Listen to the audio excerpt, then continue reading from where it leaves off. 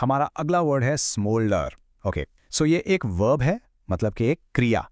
अब देखिए, इसके ना दो मतलब हैं और दोनों ही बहुत इंटरेस्टिंग हैं। पहला मतलब तो बड़ा सिंपल है, आग का सुलगना। जैसे अब सोचिए, आग बुझने के बाद जो कोयला धीरे धीरे जलता रहता है ना, बिना आग की लपटों के बस धुआं निकलता है, उसे कहते हैं स्मोल्डर। और इसका जो दूसरा मतलब है वो इमोशन से जुड़ा है। ये उस दबे हुए गुस्से या नफरत के लिए यूज होता है जो बाहर से तो नहीं दिखता, पर अंदर ही अंदर सुलगता रहता है, बिल्कुल उसी कोयले की तरह। चलिए, इसका पहला यानी जो लिटरल मीनिंग है उसको एक एग्जाम्पल से समझते हैं। सुनिए, the embers of the campfire continued to smoulder long after the flames died down. इसका मतलब हुआ कि आग की लपटें तो बुझ गईं, पर उसके काफी देर बाद तक भी कैंपफायर के अंगारे सुलगते रहे। तो यहाँ स्मोल्डर का यूज बिल्कुल साफ है, आग के लिए। अब आते हैं इसके दूसरे यानी फिगरेटिव मतलब पर। और पता है, यही इस वर्ड की असली पावर है कि कैसे हम आग की इमेज को अपनी फीलिंग्स को डिस्क्राइब करने के लिए यूज कर सकते हैं। जरा ये सेंटेंस देखिए, he didn't say anything but resentment continued to smoulder in his heart. मतलब उसने कुछ कहा नहीं, पर उसके दिल में नाराजगी या गुस्सा धीरे धीरे सुलगता रहा। समझ रहे हैं आप? ये एक ऐसी छुपी हुई फीलिंग है जो कभी भी फट सकती है।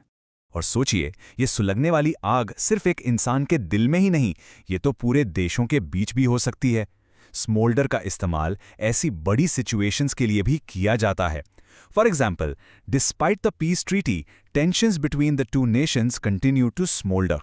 इसका मतलब हुआ कि भले ही शांति का समझौता हो गया था, दोनों देशों के बीच जो तनाव था ना, वो अंदर ही अंदर बढ़ता रहा।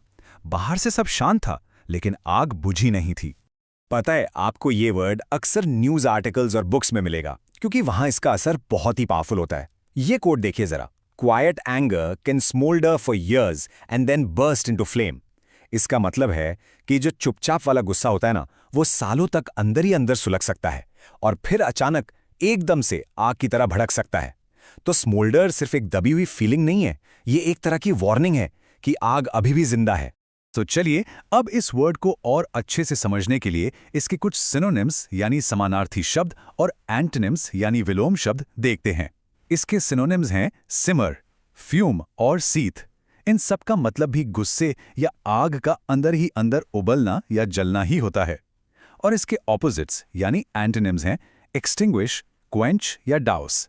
इन सब का मतलब है आग को पूरी तरह से बुझा देना या किसी इमोशन को बिल्कुल शांत कर देना। बस आज के लिए इतना ही। मिलते हैं नेक्स्ट वीडियो में। Happy learning, bye bye.